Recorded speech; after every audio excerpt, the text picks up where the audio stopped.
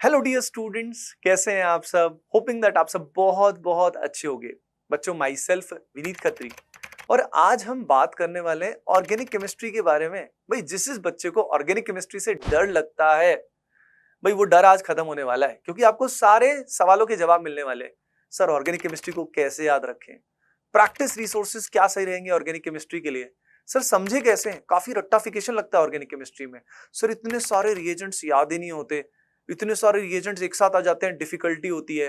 सब कुछ बताने वाला हूं, घबराओ मत, लेकिन मेक श्योर जो बातें बता रहा हूं उसको अप्लाई जरूर करना है, ठीक है। मैंने खुद 15 साल में लाखों स्टूडेंट्स को ऑनलाइन ऑफलाइन पढ़ाया है, बहुत सारे टॉप रैंकर्स को पढ़ाया है, एवरेज स्टूडेंट्स को भी पढ़ाया, हर तरह के स्टूडेंट को पढ़ाया। तो आई नो कि ऑर्गेनिक को स्ट्रॉन्ग कैसे करना है और सबसे मोस्ट इफेक्टिव क्या स्ट्रैटेजी इसकी रहती है। हम स्टार्ट करते हैं ऑर्गेनिक केमिस्ट्री के बेस से। देखिए, ऑर्गेनिक केमिस्ट्री का ओवरऑल स्ट्रक्चर समझिए। ऑर्गेनिक केमिस्ट्री में प्राइमरीली क्लास 11 का हिस्सा है, क्लास 12 का हिस्सा है। क्लास 12 की अगर हम बात करें तो क्लास 12 में मेनली रिएक्शन वाला पार्ट है, और अगर हम क्लास 11 की बात करें तो इसके अंदर हमारे पास जीओसी वाला पार्ट है, आइसोमेरिज्म वाला पार्ट है और आईयूपीएसी नॉमेनक्लेचर का पार्ट है। सीक्वेंस वाइज चलते हैं। सबसे पहले क्लास 11 की बात करते हैं। क्लास 11 से हमारा बेस बनता है, तो IUPAC nomenclature, general organic chemistry. General organic chemistry हम लोग कोटा में शब्द यूज करते हैं जिसको इलेक्ट्रॉनिक डिस्प्लेसमेंट इफेक्ट्स भी बोला जाता है, जिसमें हम इसका पढ़ते हैं। लेकिन अगर एनसीईआरटी की टर्मिनोलॉजी की बात करें तो वहां पे some basic concepts of organic chemistry, some basic principles, तो एनसीईआरटी में एक अलग मेथोडोलॉजी इसमें यूज की गई है, पर यहां पे हम इन टर्म्स का यूज कर रहे हैं। तो अब हम इस बेस को अच्छा कैसे करें। क्लास 11 में ये पार्ट है 3, और उसके अलावा रिएक्शन का बेसिक्स है, हाइड्रोकार्बन लिया गया है।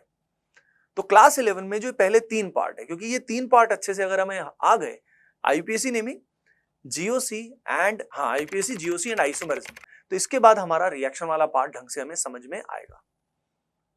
अब इसको समझने के पहले क्या कोई रिक्विजिट है, क्या हमें कुछ करना जरूरी है? तो बेटा इसके लिए जरूरी है कि आपका केमिकल बॉन्डिंग तक का पार्ट इनऑर्गेनिक केमिस्ट्री में अच्छा हो, क्योंकि ऑर्गेनिक केमिस्ट्री में कई सारे कॉन्सेप्ट्स का डायरेक्ट यूज आएगा, जैसे कि हाइब्रिडाइजेशन, खास तौर पे कार्बन की हाइब्रिडाइजेशन कैसे निकालते हैं, उसका इलेक्ट्रॉन नेगेटिविटी पे क्या असर पड़ता है, शेप क्या होती है, लीनियर, टेट्राहेड्रल, तो ये बेसिक्स आने चाहिए। इलेक्ट्रॉन नेगेटिविटी का परसेंटेज एस करेक्टर से क्या लिंक है, इलेक्ट्रॉनिक कॉन्फ़िगरेशन कैसे लिखते हैं, कुछ बेसिक्स हमें आने चाहिए अप टू केमिकल बॉन्डिंग। यानी ऑर्गेनिक को हमें तभी शुरू करना चाहिए जब हमारा ये वाला पोर्शन अच्छा है। अब बात करते हैं स्टेप बाय स्टेप। सबसे पहले आईयूपीएसी नेमिंग की बात करते हैं। आईयूपीएसी नेमिंग जो है वो प्रॉपरली हमें एनसीईआरटी लेवल तक ही करनी चाहिए। बहुत डिफिकल्ट क्वेश्चंस ये अपना जो आईयूपीएसी नेमिंग है इससे नहीं आते हैं। हम सिंपली अगर प्रीवियस ईयर क्वेश्चंस को कर लेते हैं along with NCERT, that is enough normally. लेकिन क्या होता है, नॉर्मली छोटे छोटे टॉपिक्स पे बहुत सारे क्वेश्चंस करा दिए जाते हैं, जिसकी एज सच प्रैक्टिस के लिए शुरू शुरू में it's fine for class 11 students, लेकिन इतना जरूरत नहीं है, क्योंकि आईयूपीएसी से क्वेश्चन कभी आता है कभी नहीं आता है।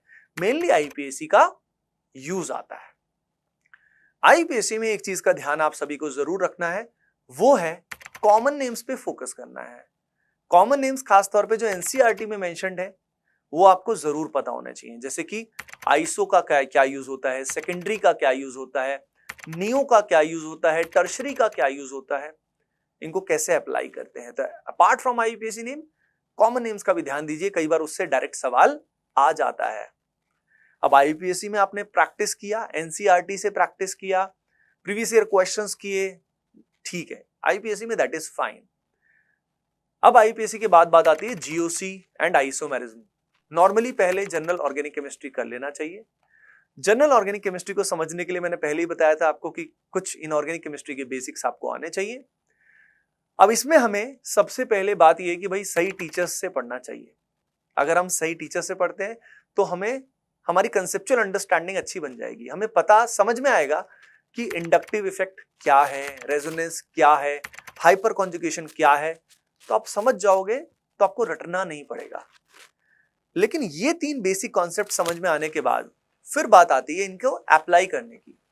इनका एप्लीकेशन पार्ट आता है, जिसको हम बोलते हैं एप्लीकेशन ऑफ RHI, जिसमें acidic strength, basic strength, aromaticity, ये सब पार्ट आता है।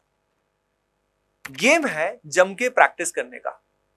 जैसे ही कॉन्सेप्ट समझ में आया, बस थ्योरी में मत फंसे रहना, जम के प्रैक्टिस करना, खूब प्रैक्टिस करना, काम हो जाएगा, डन हो जाएगा। Study from the right teacher and then practice like anything. जम के प्रैक्टिस, काम हो गया। और फिर लास्ट में PYQs as a chapter wise test दे सकते हो पीवाईक्यूज को, ठीक है। पीवाईक्यूज को अगर आप चैप्टर वाइज टेस्ट देना चाहते हो, जैसे बहुत सारे बच्चों की डिमांड रहती है कि सर हम टेस्ट कहां से दें, चैप्टर वाइज टेस्ट कहां से दें, तो बच्चों जो भी बच्चा एक टेस्ट सीरीज की तलाश में टेस्ट सीरीज चाहता है, वो सीधा एटीपी स्टार ऐप या वेबसाइट पे लॉग इन करे, वहां उसको टेस्ट सीरीज मिल जाएगी, ठीक है बेटा। उसका फायदा आप सभी जरूर उठा सकते हो। नाउ आपने आईपीएससी जीओसी कर लिया है, आइसोमेरिज्म की बात करते हैं। आइसोमेरिज्म में दो पार्ट होते हैं, स्ट्रक्चरल एंड स्टीरियो। दोनों का ही काफी इंपॉर्टेंस है, लेकिन स्टीरियो आइसोमेरिज्म वाला part relatively is bigger as compare to structural. तो स्ट्रक्चरल को हमें बेसिक लेवल पे करना चाहिए, स्टीरियो को हमें थोड़ा सा एक्सटेंसिव प्रैक्टिस करनी चाहिए, क्योंकि नॉर्मली स्टीरियो आइसोमेरिज्म का एप्लीकेशन भी ज्यादा है और सवाल भी उससे ज्यादा आते हैं। जैसे ये बेस आपका तैयार हो गया, अब आप रिएक्शन वाले पार्ट समझने के लिए तैयार है। रिएक्शन पार्ट में क्लास 11 में जो चैप्टर आता है बेटा, वो है हाइड्रोकार्बन्स। तो रिएक्शन वाले पार्ट को कैसे समझना है? रिएक्शन वाले पार्ट को समझने के लिए हमें फंडामेंटली कुछ ऑर्गेनिक केमिस्ट्री के मैकेनिज्म्स के बेसिक जानने होते हैं। कई जगह हाइड्रोकार्बन और इस सब की बजाय रिएक्शन मैकेनिज्म बोल देते हैं। बात एक ही है, क्योंकि रिएक्शन मैकेनिज्म में पहले बताया जाता है कि रिएक्शंस होती कैसे। देखो, रिएक्शंस जितनी भी होती है ना, किसी भी ऑर्गेनिक केमिस्ट्री की रिएक्शन को अंडरस्टैंड करना है तो क्या होता है कि उसके कुछ टाइप्स होते हैं जो रटने नहीं पड़ते, समझ में आ जाता है कि यहां रिएक्शन किस प्रकार की होगी। तो रिएक्शन के बेसिक्स में हमें जानना होता है इलेक्ट्रोफाइल क्या होता है। इलेक्ट्रोफाइल एक गरीब प्राणी होता है, यानी इलेक्ट्रॉन डेफिशिएंट स्पीसी होती है जो कंबाइन करती है न्यूक्लियोफाइल के साथ, और न्यूक्लियोफाइल एक इलेक्ट्रॉन रिच स्पीसी होता है। तो किसी भी रिएक्शन के स्टेप में अगर हमें इलेक्ट्रोफाइल न्यूक्लियोफाइल पता लग जाए तो वो स्टेप हमको समझ में आ जाएगा। इलेक्ट्रोफाइल न्यूक्लियोफाइल के बाद कितने प्रकार की रिएक्शन मैकेनिज्म होते हैं वो हमें थोड़ा सेंस आना चाहिए कि यार रिएक्शन किस प्रकार की है, ताकि हम पहचान पाए कि रिएक्शन एडिशन है, सब्स्टिट्यूशन है, एलिमिनेशन है या रीअरेंजमेंट है। तो टाइप ऑफ रिएक्शंस हमें पता होनी चाहिए। फिर रिएक्शंस जो होती हैं बेटा, वो होती हैं सॉल्वेंट्स में, जैसे कि पोलर सॉल्वेंट है, नॉन पोलर सॉल्वेंट है, पोलर प्रोटिक है या पोलर अप्रोटिक है। ये बेसिक्स होते हैं प्राइमरीली। और फिर इलेक्ट्रोफिलिसिटी एंड न्यूक्लियोफिलिसिटी, ये बेसिक्स जैसे ही हमें आ गए, अब हम रिएक्शंस को समझने के लिए तैयार हैं। अब रिएक्शंस आएंगे एक एक करके, क्योंकि डिफरेंट कैटेगरीज ऑफ रिएक्शंस हैं। तो हाइड्रोकार्बन में एक सर्टेन कैटेगरी, उस कैटेगरी की बात अभी हम नहीं करेंगे, उस कैटेगरी को हम समझेंगे कि रिएक्शन में कैसे मैकेनिज्म होता है। अगेन इसमें टीचर का बहुत बड़ा रोल होता है कि जब मैकेनिज्म होता है तो इलेक्ट्रॉन कैसे फ्लो करता है, कैसे एक नया बॉन्ड बनता है। और जिंदगी में भी जैसा होता है कि एक नया बॉन्ड बनाने के लिए बहुत बार हमें पुराना बॉन्ड तोड़ना पड़ता है, तो ऑर्गेनिक केमिस्ट्री में ऐसा बहुत कॉमनली होता है। वह बहुत मजे से हम ऑर्गेनिक केमिस्ट्री को पढ़ सकते हैं। बच्चों, आप सभी जो मेरे फ्री वीडियोस हैं यूट्यूब पे, बहुत सारे ऐसा कंटेंट है, आप उससे भी पढ़ाई कर सकते हैं, उससे भी आप समझ सकते हैं इन सारे कॉन्सेप्ट्स को, कंप्लीटली फ्री ऑफ कॉस्ट पढ़ सकते हैं। हाँ, अगर मेरा आप कोर्स लेना चाहते हैं तो वो हमारी जो लर्निंग ऐप है वहां पे आपको मिल जाएगा। अब आपको समझ में आ चुका है कि रिएक्शंस में मैकेनिज्म्स जो हैं वो आपको अंडरस्टैंड करने हैं। सवाल आता है कि क्या हमें हर रिएक्शन का मैकेनिज्म आना चाहिए? मैकेनिज्म का मतलब क्या होता है? मैकेनिज्म का मतलब होता है रिएक्शन से, रिएक्टेंट से प्रोडक्ट बना कैसे, किन स्टेप से बना, कैसे इलेक्ट्रॉन्स का फ्लो हुआ। तो मैं आपको बता देता हूं कि आपको हर मैकेनिज्म को याद नहीं रखना होता। आपको प्राइमरीली वो मैकेनिज्म्स याद रखने हैं जो फंडामेंटल है ऑर्गेनिक केमिस्ट्री में। लगभग 10 to 15 ऐसे मैकेनिज्म्स हैं। सोचो, पूरी ऑर्गेनिक केमिस्ट्री में 10 to 15 मैकेनिज्म्स ही आपको याद रखने हैं। और ये मैकेनिज्म्स प्राइमरीली, जैसे कि रिएक्शन एडिशन होती है, तो एडिशन में फ्री रेडिकल एडिशन होती है, इलेक्ट्रोफिलिक एडिशन होती है, न्यूक्लियोफिलिक एडिशन होती है। सिमिलरली सब्स्टिट्यूशन में भी कई टाइप्स हैं, सिमिलरली एलिमिनेशन में भी कुछ टाइप्स हैं, और इसी तरीके से कुछ होती है इंपॉर्टेंट नेम्ड रिएक्शंस, जैसे कि aldol, Cannizzaro and so on. तो ये जो पर्टिकुलर रिएक्शंस हैं, इनके ही मैकेनिज्म्स हमें ध्यान रखने होते हैं बाकी हर एक रिएक्शन का मैकेनिज्म की जरूरत नहीं है, उसमें अगर हमें ट्रिक के थ्रू प्रोडक्ट बनाना आ जाता है, शॉर्टकट के थ्रू प्रोडक्ट बनाना आ जाता है, हमारा काम हो जाता है। तो बात समझ में आई कि ऑर्गेनिक केमिस्ट्री में हंड्रेड्स ऑफ रिएक्शंस हैं, लेकिन हंड्रेड्स का मैकेनिज्म आपको नहीं जानना है। आपको फंडामेंटल 10, 15, 20 मैकेनिज्म्स जानने हैं, बस आपका काम बन जाएगा। आई थिंक आप में से काफी बच्चों को सुकून मिला होगा। हाइड्रोकार्बन आपका हो गया तो ये मान लो ऑर्गेनिक केमिस्ट्री सॉर्ट ऑफ आपके कब्जे में आ गई है। अब बाकी पार्ट आपको बहुत अच्छे से समझ में आ ही जाएगा। ये बाकी पार्ट क्लास 12th का है, जिसके अंदर हमारा सबसे पहले hello alkenes, hello arenes, alkyl halide वाला जो पार्ट है वो आता है, एल्कोहल, फिनॉल, ईथर आता है। उसके बाद ऑक्सीजन कंटेनिंग कंपाउंड्स आते हैं, जिसमें aldehyde, ketone, carboxylic acid, acid and derivatives आते हैं। उसके अलावा नाइट्रोजन कंटेनिंग कंपाउंड, जिसमें अमाइन, अमाइड, ये सब आता है। और रीसेंट सिलेबस के हिसाब से हमारे पास बायोमोलिक्यूल्स भी आता है, राइट। एक और बहुत इंपॉर्टेंट पार्ट है जिसको हम लोग पीओसी बोलते हैं, प्रैक्टिकल ऑर्गेनिक केमिस्ट्री। वैसे ये क्लास 11th का हिस्सा है, राइट, लेकिन कोटा में हम लोग उसको अलग से पढ़ाते हैं, वो अलग बात है। तो क्लास 11 का ये प्रैक्टिकल ऑर्गेनिक केमिस्ट्री का हिस्सा भी काफी महत्वपूर्ण होता है। इससे डायरेक्ट क्वेश्चन बहुत कॉमनली आते हैं। अब बात आती है जब इतने सारे मैकेनिज्म्स हो जाते हैं, इतने सारे रिएजेंट्स हो जाते हैं, तो कैसे उनको मेमोराइज करें। उसका गेम होता है, पहले तो रिएक्शंस को समझे, अंडरस्टैंड द रिएक्शंस, उसके बाद जम के प्रैक्टिस करने का। प्रैक्टिस करने का सबसे अच्छा रिसोर्स क्या है? प्रैक्टिस करने का सबसे अच्छा रिसोर्स जो है, आप क्या कर सकते हो, जिस भी कोचिंग में पढ़ते हो, that material is good enough. जैसे एटीपी स्टार का मटेरियल आप हमारे बैच में पढ़ते हो, that is good enough. Along with that, आपको करना चाहिए chapter wise previous year questions. अगर इसके अलावा भी आपको चाहिए तो आप वेरियस बुक्स हैं जो अच्छी बुक्स हैं, बाकी आप मेरी किताब जो है, जो मैंने लिखी है, बहुत ही रेलेवेंट बनाई है आपके लिए, उसका भी यूज कर सकते हो। बाकी एज यू विश, राइट। खुद अपनी ही किताब रिकमेंड ज्यादा मैं कर नहीं सकता हूं, बट लेकिन you can see the reviews and all, आप उसका फायदा उठा सकते हैं। प्रैक्टिस रिसोर्स इतना बहुत है, with more and more relevant practice, क्योंकि ऑर्गेनिक केमिस्ट्री में एक ब्लंडर होता है बहुत कॉमनली।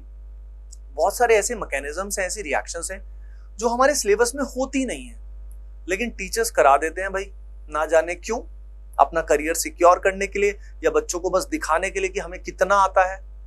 तो ऑर्गेनिक केमिस्ट्री में जैसे कई सारे रिएजेंट्स हैं जिनसे अभी क्वेश्चंस नहीं आते हैं, काफी सालों साल से, जो पहले कभी सिलेबस में थे, आज नहीं है, राइट। मैं एग्जांपल आपको बता देता हूं, जैसे कि there are many reactions like Michael addition, जैसे कि माइकल एडिशन के अलावा नोवेंजल रिएक्शन, रिफोमैट्स की रिएक्शन एंड सो ऑन। बहुत सारे ऐसे मैकेनिज्म्स हैं जो सिलेबस में है ही नहीं, लेकिन टीचर्स करवा देते हैं। हमें इस बात का ध्यान रखना है कि खुद को आउट ऑफ सिलेबस टॉपिक्स से बचना है। हमें कैसे पता लगेगा?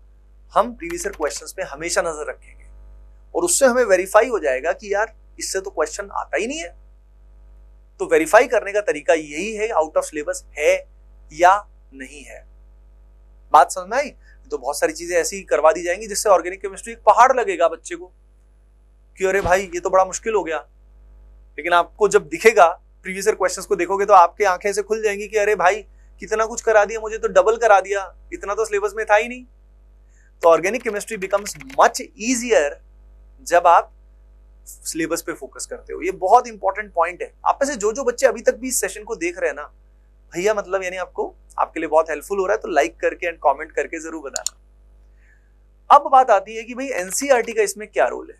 देखो एनसीईआरटी जो है ना, वो रिवीजन के लिए प्राइमरीली अच्छा है, क्योंकि एनसीईआरटी में एक दिक्कत है, उसमें मल्टीपल टाइप के मैकेनिज्म सिंगल चैप्टर में ब्लेंड किए हुए हैं और उनको एक साथ समझना मुश्किल हो जाता है। तो जो बच्चे प्योर सोचते हैं कि एनसीईआरटी से हम ऑर्गेनिक केमिस्ट्री को कंप्लीट कर लेंगे, नहीं। NCERT is very good for revision, but proper study करने के लिए NCERT is not a good way. Concept वाली अप्रोच जो होती है, जो हम कोटा में यूज करते हैं, that is a much better way to understand organic chemistry.